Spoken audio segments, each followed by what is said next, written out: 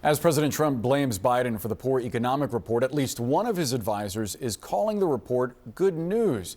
Peter Navarro at the White House this morning argued that he has just one thing to say about this report. It is the best negative print I have ever seen in my life. Markets, he says, need to look beneath the surface of that. To discuss, Aaron Klein is with us. He's the former Treasury Department Deputy Assistant Secretary under President Obama. He's now a senior fellow at the Brookings Institution.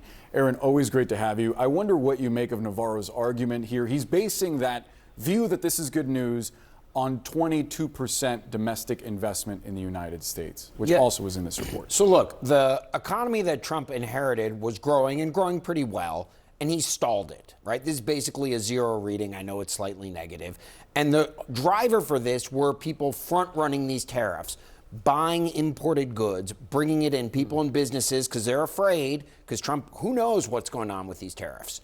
And so that's what dragged down the economy. There is a wave of hope in the underlying economic data that Navarro has a point. Consumption and investment were strong in the first quarter.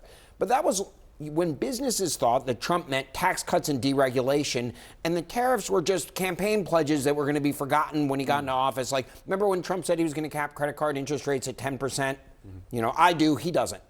And that doesn't seem to be occurring. So that's what they thought the tariff was, just talk to get elected. Now that Trump's doing the tariffs, and there's all this uncertainty, the question is what's going to happen with business investment next quarter? Because remember, this report ends March 31, right? So, you know, Navarro has a point, and he's right. The underlying fundamentals of the economy are strong because that's what Trump inherited.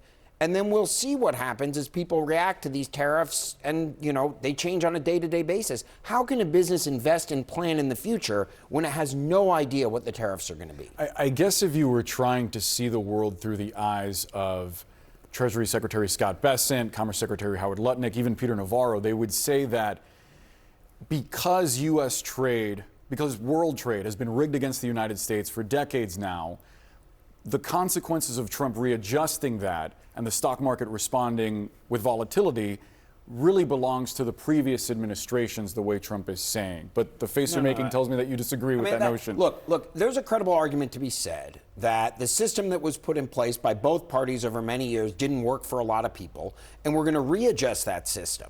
And that readjustment's going to take time, and it's going to harm people. And Trump starts to admit some of that occasionally. His comment, you know, people, maybe you're going to have, your kids will have fewer toys and they'll be more expensive. Right? That's not politically popular, but that's economically and logically consistent. But keep in mind, who made some of these trade deals that Trump is trashing? Trump and Peter Navarro in 2017. It's not like this is the first time this guy's been in the White House. And so part of the problem here is if you want to make the argument that Navarro seems more comfortable making, that we're going to transform the economy and it's going to hurt in the short term, but we have a longer term horizon, that's fine. But that's completely inconsistent with blaming Biden and saying, oh, this was his stuff. And, you know, it's one or the other. You have to own it. You break it, you bought it. And Trump has been in the process of breaking this economy. Now, the new one that he comes out, if it's as glorious as he promises, hats off to them. I do wonder what you make of the chair of the Council of Economic Advisors saying that consumer spending was weaker, especially in January, because of a number of issues: high inflation, wildfires, bad weather. How much does that factor into what you're seeing in this report? So the weather stuff is difficult. There are lots of seasonal adjustments that go into the statistics, right? January is a very different month than December in terms of spending, and things account for that. There was unusual cold in the south of the U.S. that depressed some retail spending. So you can have these fluctuations. Also, as somebody who's been in this economic business game a long time, when we play back the tape of this interview, people may be surprised. What do you mean the economy shrank? The number was revised slightly up, slightly down. When I was walked into the Treasury Department in 2009, they said the last quarter of 2008, the economy had fallen 3%. That number turned out to be 6% when revisions were done. So I wouldn't read too much into this being minus 0.3 or plus 0.3. But the core point is this economy stalled. We were growing last year. This tariff and this uncertainty has happened, and the economy has stalled. And, you know, it wasn't like the greatest weather impact. There was some, and that'll get revised and moved around a little bit. If you're looking at the crystal ball for the next quarter, if tariffs largely stay the same and no major trade deals are announced, what do you see happening? Yeah, I think the economy is going to continue to struggle. I think this adjustment will be very deep and very painful. And as I'm looking forward, there's one more shoe to drop, which is what's the Federal Reserve going to do? So the Federal Reserve is going to meet next week and going to do interest rates. You mentioned the stock market had fallen a bit today. Sometimes the stock market rises on bad growth numbers because they think the Fed is going to react by cutting interest rates, which is good for the stock market. Now, the Fed has a struggle on its hand because tariffs slow the economy, but also raise prices. And the Fed is trying to, keep people employed and keep prices down. And meanwhile, Trump is bashing Jay Powell on Twitter every so often. So the Fed's reaction next week, I think, will be very telling.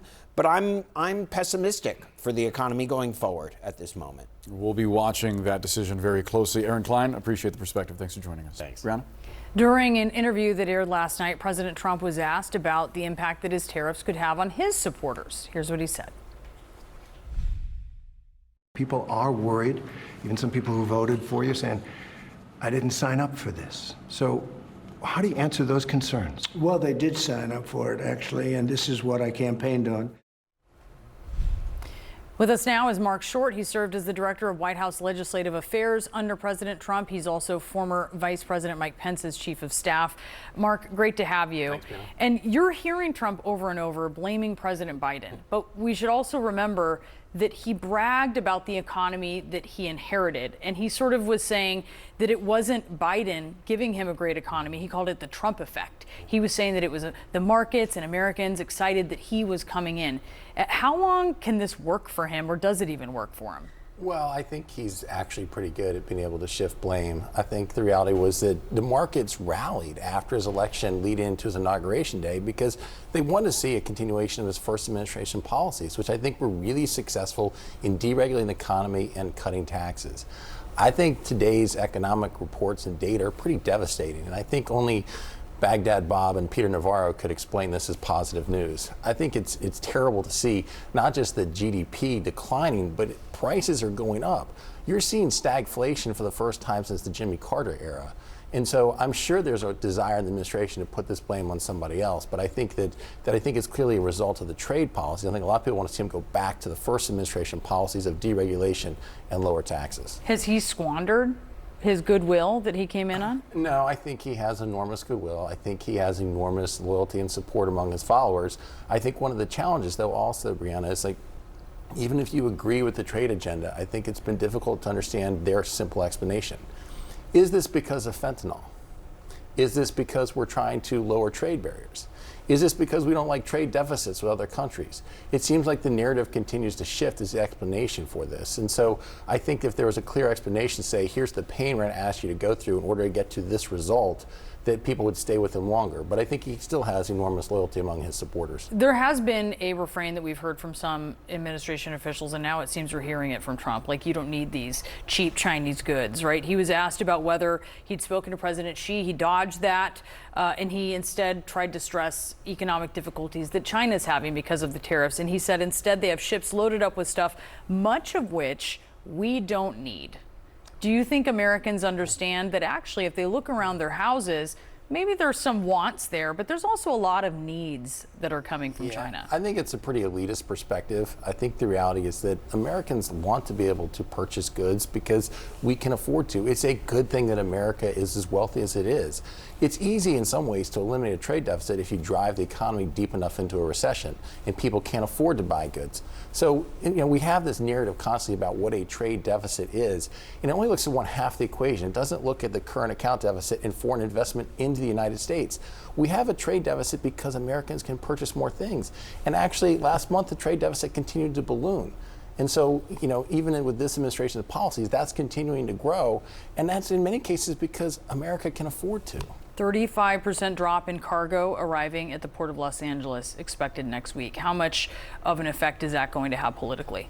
I think it's going to be a huge effect in a couple of weeks, Brianna. I think that right now you're hearing the numbers, you're seeing the numbers, you're seeing consumer confidence go down 5 months in a row. But if there's actually shortages of supply in grocery stores and other department stores, I think that's going to have a much different impact on voters.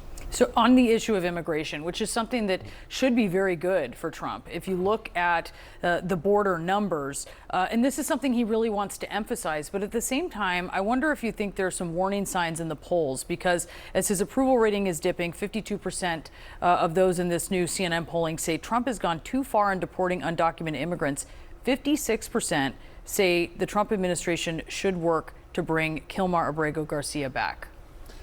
I think that sometimes polling is difficult to read in a vacuum, and I think that there's a lot of stuff involved in that. I think as the economy continues to weaken, it impacts your numbers across the board. I still think the president was voted into office in large part because of inflation and because of the border, and I think they're having much greater success in securing the border. I think the economic agenda is being driven now by those who really advance kind of a traditionally labor union protectionist policy that I think is more damaging and not consistent with his first administration policies.